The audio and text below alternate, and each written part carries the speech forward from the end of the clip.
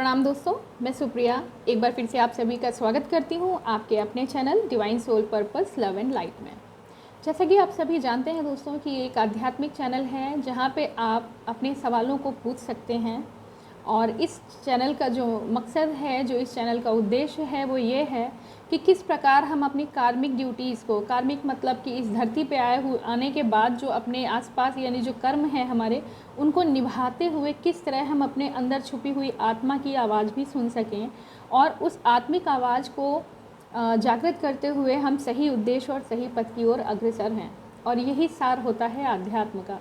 जब हम अपनी आत्मा को पहचान सकते हैं, उसकी आवाज़ को बहुत साफ सुन सकते हैं और क्या सही और क्या गलत है, इस चीज़ को, इस प्रश्न उत्तर जो होते हैं वो हमारी आत्मा से हमें स्वयं मिलते हैं। तो यही प्रयास है आध्यात्म का, और इसी आध्यात्म का सहारा लेते हुए मैं इस चैनल के माध्यम से आपके कुछ सवालों का जवाब देना चाहती हूँ। और मैं प्रयास करती हूँ कि आप सभी को आपके सवालों के बेहतर जवाब मिले और आपके अंदर तक आपकी आत्मा को छू सकें। तो दोस्तों, ऐसा ही एक सवाल मेरे पास आया है कि आत्मा क्या है, यानी मैं कौन हूँ। तो इस दिशा में आपको एक उदाहरण देना चाहूँगी, बल्कि एक प्राकृतिक नियम है कि जब एक बालक जन्म लेता है तो क्या होता है कि सबसे पहले हम उसको देख के उसको एक पहचान देते हैं कि वो एक लड़का है या लड़की है। और फिर कुछ दिनों बाद जब उसका नामकरण होता है तो उसका पहचान उसका नाम हो जाता है। फिर ये होता है, थोड़ा समाज में वो बाहर जाता है तो किस माता पिता की वो संतान है, वो माता पिता का नाम उसका पहचान होता है। आगे समाज में बढ़ते हुए जब वो कार्य करता है तो उसका कार्य उसकी पहचान बनता है। और फिर उसके अच्छे या बुरे कार्यों से उसका निर्धारण समाज के द्वारा किया जाता है कि वो किस तरह की आत्मा है, पॉजिटिव या नेगेटिव। और इसी कार्यों को करते हुए जब अपने जीवन के अंत समय में आता है तो वो इस प्रश्न को लेकर बैठता है अपने आप में, या हो सकता है जीवन के अंत में ही नहीं बल्कि बहुत समय पहले ही उसको कुछ ऐसे अनुभव हो जाएं जब वो अपने आप से ये सवाल करे कि आखिर मैं कौन हूँ। ये जो नाम दिया गया है, ये जो मेरा जेंडर है, ये नाम है, ये माता पिता का जो पहचान है, या फिर मेरे कार्यों से जो मुझे पुकारा जा रहा है कि मैं टीचर हूँ, डॉक्टर हूँ या फिर कोई और काम करता हूँ, ये मेरी असली पहचान नहीं है। असल में ऐसा क्या है जो मुझे, ये बार बार अंदर से मेरे प्रश्न उठता है कि आखिर मैं और क्या कर सकता हूँ, समाज के लिए सेवा क्या कर सकता हूँ। क्या ये सब तो सारा काम सभी लोग कर रहे हैं, अपने अपने तरीके से अपनी कार्मिक ड्यूटीज़ को निभा रहे हैं, लेकिन जो अंदर से एक आवाज़ निकलती है, सारी सक्सेस, सफलताओं को प्राप्त होने के बाद भी बहुत से लोगों का ये सवाल रहता है, या वो शांत होकर एक दिशा में बैठ जाते हैं कि अब मैं क्या करूं, अब तो करने के लिए कुछ बचा ही नहीं। और आपने देखा होगा बहुत सक्सेसफुल लोग जो होते हैं वो क्या करते हैं कि अपनी ऊंचाइयों के चरम पे जाके भी वो खुश नहीं होते हैं। अपनी सफलता को चरम पे छूने के बाद भी एक समय तक तो उनकी खुशी रहती है, लेकिन फिर वो एकदम शांत होकर बैठ जाते हैं कि अब क्या है, आगे क्या करना है। हो सकता है ये उनके जीवन में बहुत पहले हो जाए या बहुत बाद में हो, मगर ये प्रश्न बहुत जल्दी आता ज़रूर है मन में, क्योंकि हमारी आत्मा जो होती है वो हमें उद्वेलित करती है, वो हमें गाइड करती रहती है कि बस ये तो कार्मिक ड्यूटी अभी तक आपने की, आपने जो जिया अपने लिए जिया, खुद कमाया, खुद खाया, खुद अपने मन को शांत और संतुष्ट रखने के लिए आपने सफलता को हासिल करने की कोशिश की, मगर ऐसा क्या किया जो समाज के हित में हो। होता है ना दोस्तों, ये सवाल ज़्यादातर उन लोगों के मन में ज़्यादा आता है जो सब कुछ पा लेते हैं और फिर भी निराश और उदास होते हैं, क्योंकि जिनको नहीं मिलता है वो तो अभी अपनी कार्मिक क्रियाकलापों में ही लगे रहते हैं कि मुझे आज ये पाना है, वो पाना है, और इसी में व्यस्त रहते हैं और परेशान भी रहते हैं। अपनी ड्यूटीज़ को निभाते निभाते उनको कुछ और नहीं सूझ रहा होता। लेकिन वो लोग जो अचीव कर चुके होते हैं अपने कार्मिक भौतिक सुखों को, अंत में जाके वो कहीं ना कहीं दुखी होकर बैठ जाते हैं कि सब कुछ कमा लेने के बाद भी सूनापन क्यों है मन में। कौन सी ऐसी चीज़ है जो हमें खींच रही है कि अभी आपने कुछ नहीं किया, आपने अभी तो अपने स्वार्थ के लिए जो पाया, जो कमाया, जो सफलता हासिल की, वो सिर्फ आपके अपने हित के लिए था। आखिर आप समाज के किस काम आए। तो जिस दिन ये सवाल उनको परेशान करने लगता है, आप समझ लीजिए कि वो आध्यात्म के बहुत करीब हैं। आध्यात्म मतलब आध्य आत्म। आज मैं अपनी आत्मा के साथ होने जा रहा हूँ। और जब वो जागृति उनके अंदर आती है, वो दुख, वो विषाद, वो परेशानी, वो अनईज़ी फीलिंग कि क्यों मुझे चैन नहीं मिल रहा है, सब भौतिक सुखों के होने के बाद भी मेरी आत्मा क्यों परेशान है। और यही सवाल आता है आत्मा। जो सुख हमने बटोरे थे वो शरीर से बटोरे थे, लेकिन आत्मा ने अपना कार्य अभी तक नहीं किया। ऐसा संभव है कि अपने जीवन के शुरुआती दिन से लेके अंतिम दिनों तक जाने अनजाने आप दूसरों की मदद करते हुए आत्मा को सुकून भी देते जाते हैं। जैसे कि हम किसी दूसरे की मदद करते हैं तो हमें आत्मिक सुकून मिलता है। सभी कहते हैं आज मेरी आत्मा को राहत मिली, या आज मुझे एक ऐसा सुख मिला जो मैं महसूस नहीं कर सकता था। किसी की मदद करने के बाद जो मुझे सुख मिला, ऐसा सुख तो मुझे लाखों रुपए कमा के भी नहीं मिला।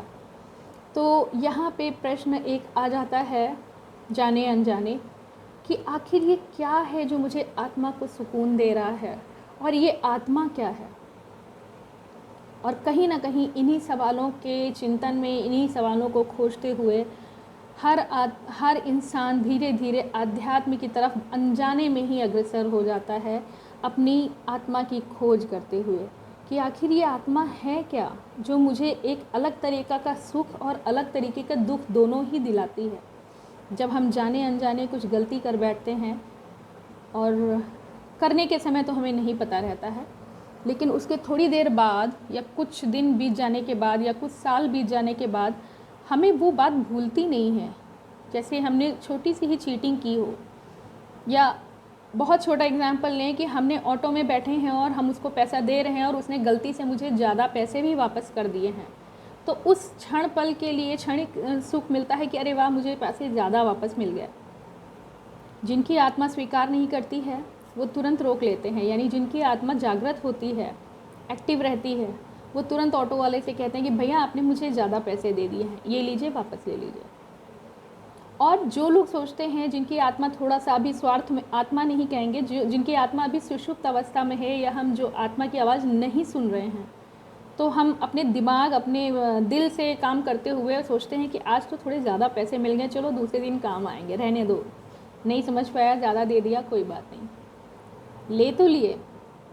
मगर जब हम घर लौटते हैं, आज नहीं तो कल, नहीं तो कुछ सालों बाद, कुछ महीनों बाद, हमें वो बात भूलती नहीं है।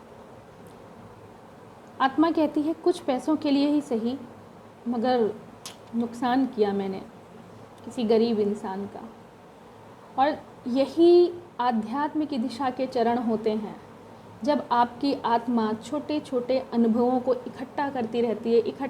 रहती है। आपकी जो कार्मिक शरीर है, यानी वो शरीर जो इस धरती पे आने के बाद हमें मिला है, आत्मा तो अमर अविनाशी है,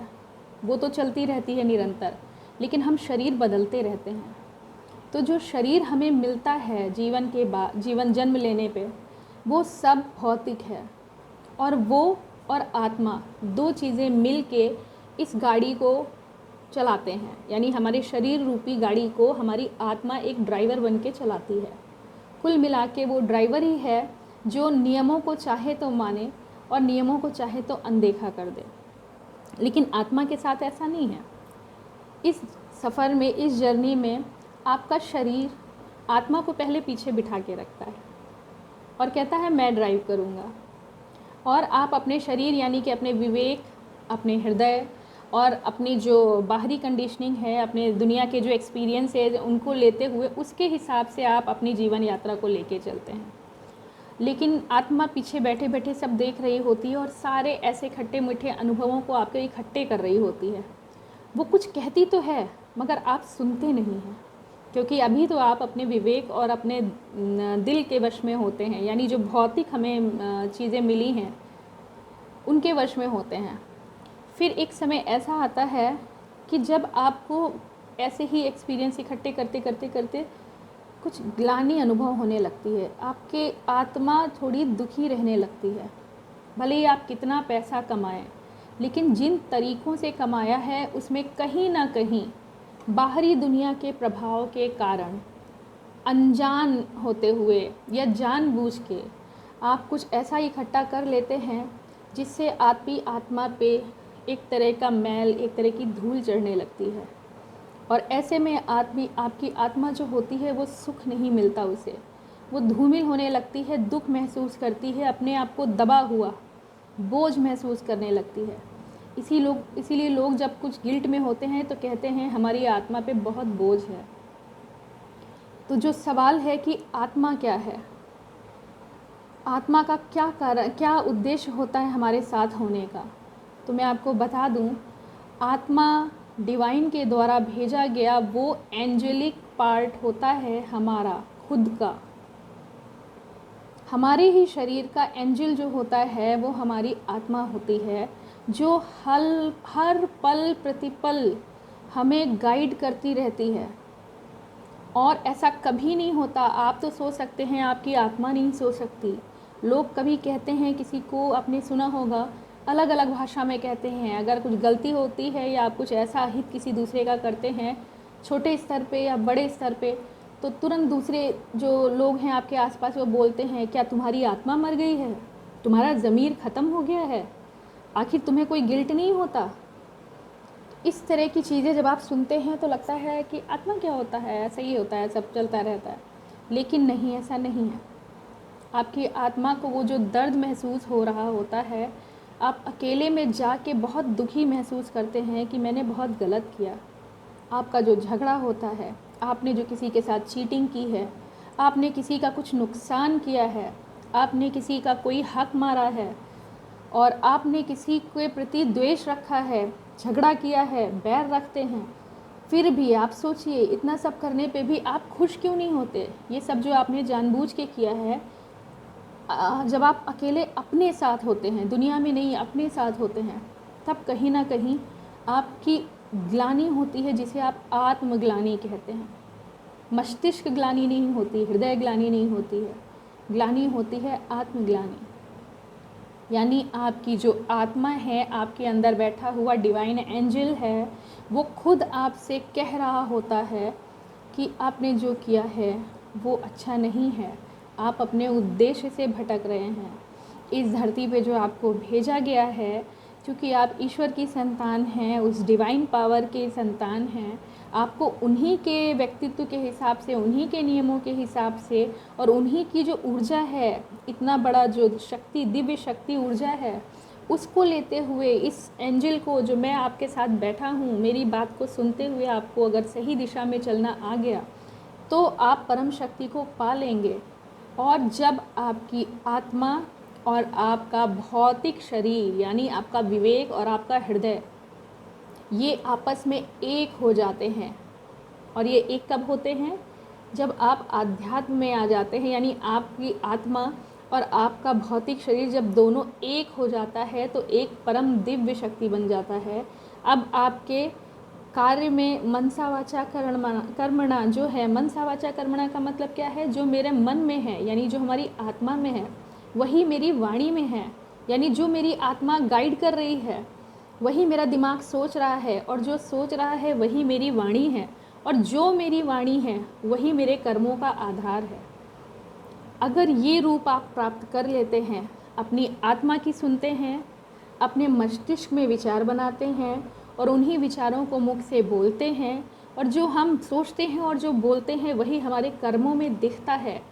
तो आप अपनी आत्मा से प्रेरित हैं, आप एक डिवाइन एंजल से प्रेरित हैं। आपके द्वारा किए गए सारे कार्य एक एंजेलिक वर्क में आते हैं, और आप धरती को एनलाइटन करते हैं, जैसा कि तमाम आध्यात्मिक लोग, या आध्यात्मिक अगर आप गलत अर्थों में समझ रहे हैं कि जो पूजा पाठ करने बैठे हैं, जो उपदेश दे रहे हैं, वही आध्यात्मिक हैं, ऐसा नहीं। प्रकृति में हर वो चीज़, आप स्वयं जब अपने आप को प्रेरणा देते हैं, या प्रकृति की हर वो चीज़ जो आपको प्रेरणा देती है, आपको आध्यात्म की तरफ निरंतर ले जाती है। जब आपकी सोच को एक नई दिशा मिलती है, जो आपको बताती है कि आपका जन्म किसी खास उद्देश्य के लिए हुआ है, और वो उद्देश्य क्या है, वो उद्देश्य है अपनी जैसी ही पुण्य आत्माओं को, अपनी जैसी ही आत्माओं को जो अभी सोई हुई हैं, जो कार्मिक वर्ल्ड में खोई हुई हैं, जो गलत चीज़ों में पड़ गई हैं, उनके ऊपर कार्मिक धरती पे आने के बाद हम व्यसनों में पड़ जाते हैं, भौतिकवाद में आ जाते हैं। तो एक आत्मा का काम दूसरी आत्मा को प्रेरित करना होता है। अगर आज हम जागृत होते हैं तो जाहिर सी बात है हमारी सोच बदलेगी, हमारी सोच से हमारी वाणी बदलेगी, हमारी वाणी मधुर हो जाएगी, तो हमारे कर्म भी उसी हिसाब से होंगे जो हम सोचेंगे और बोलेंगे। हमारे आसपास का वातावरण भी दिव्य हो जाएगा, यानी कि शांत और पॉजिटिव हो जाएगा। और ऐसे वातावरण के करीब जो भी आती जाएंगी दूसरी अन्य आत्माएं, यानी दूसरे अन्य शरीर जो हैं जिनके अंदर आत्माएं व्याप्त हैं, वो आत्माएं भी धीरे धीरे जागृत होने लगती हैं, यानी कि एक का असर दूसरे पे पड़ने लगता है। यही कारण है कि जब आप किसी संत महात्मा जिसने अपने आप को, अपने आत्म को पा लिया है, उनके संदेश और उनके उपदेशों को सुनने के बाद आपके हृदय को बेहद शांति और सुकून मिलता है। आप अपनी दुनिया भर की समस्याओं से भाग के जब उनके शिविर में जाते हैं या उनके भाषा या वाणी को सुनते हैं या किसी भी माध्यम से उन तक पहुंच पाते हैं, तो तब भी आपको दूर बैठ के भी उनकी बात सुनते हुए लगता है कि मैंने अपने आप को पा लिया है, और आप बेहद सुकून और शांति का अनुभव करते हैं। तो इस प्रकार आत्मा का जो कार्य होता है, आत्मा क्या है? आत्मा एक आत्मिक शक्ति है, एक एनर्जी है, एक पावर है, एक डिवाइन एंजल है जो स्वयं आप में विद्यमान है, जो प्रतिपल आपको गाइड करता है। मगर कार्मिक गतिविधियों यानी कर्म और दुनिया की गतिविधियों में आप इतना मशगूल होते हैं कि आप स्वयं अपनी आत्मा की आवाज़ को अनदेखा अनसुना कर देते हैं। और इससे क्या होता है कि आपकी आत्मा धीरे धीरे धीरे धीरे धीरे बाहरी जो आप कर्म कर रहे हैं उसके बोझ से दबने लगती है, और उससे ऐसा बोला जाता है कि आत्मा में, मेरी आत्मा बहुत बोझ महसूस कर रही है। और जब ये बोझ ज़रूरत से ज़्यादा हो जाता है, तब एक वक्त आता है जब आप आत्मचिंतन, दुख और विषाद में, डिप्रेशन में ऐसा बैठ जाते हैं कि आपको कुछ नहीं सूझता, फिर आपके पास और कोई रास्ता नहीं है। अब आपकी आत्मा स्वयं उठ के कहती है, आपने जो अपने हिसाब से किया, देखा उसका परिणाम। अब ड्राइवर मैं हूँ और आप पीछे बैठो। यानी जिस वक्त आप आध्यात्म के करीब आ जाते हैं, आध्यात्म में आ जाते हैं, उस समय आपकी आत्मा बड़े प्यार से आपको समझाती है, क्योंकि वो आपके लिए ही भेजी गई एंजल है, डिवाइन के द्वारा भेजी गई ही वो एंजल है जो आपके अंदर विद्यमान है, जिसका कार्य ही है, जिसका उद्देश्य ही है आपको सही रास्ता दिखाना, एक माँ की तरह, एक टीचर की तरह, एक गाइड की तरह, और आपको सही रास्ते पे प्रदर्शित करते हुए आगे ले जाना। आपके आगे आगे वो अपने ज्ञान की रोशनी बिखेरती हुई चलती है और आपको सही दिशा में ले जाती है, और उस समय आप परम सुख की आनंद और अनुभूति को प्राप्त करते हैं, जो लगता है मैंने ऐसा तो पहले कभी महसूस ही नहीं किया था। अभी तक तो मैं दुनिया के कामों में ऐसा मगन था, और जब मैंने अपनी आत्मा की आवाज़ सुनी, यानी मैंने अच्छे कर्मों का साथ पकड़ा, किसी की मदद करना, ईर्ष्या द्वेष को ख़त्म कर देना, अलावा उसके अपनी ईगो को शांत करना, अपनी घृणा को ख़त्म कर देना, यानी कि जो दुनिया में आके हमने सीखा उन सभी नेगेटिव एनर्जी को कम करके अपनी आत्मा की पॉजिटिव वाइब्रेशन को हम अडॉप्ट करते हैं, तब हम परम आनंद की अनुभूति करते हैं। और यही लक्ष्य होता है आध्यात्म का। तो दोस्तों, आज का वीडियो आपको जागृत करने में यदि सहायक होता है तो लाइक करें, चैनल को सब्सक्राइब करें और प्रेरित होते रहें, बने रहें चैनल पे। अगला वीडियो आत्मा के अन्य कार्यों को, और वो आपके लिए किस तरह डिवोटेड है, आपको किस तरह से पूरे जीवन भर में और प्रत्येक जीवन में आपके साथ रहेगी और योगदान करेगी, इस बारे में बताया जाएगा। नमस्कार।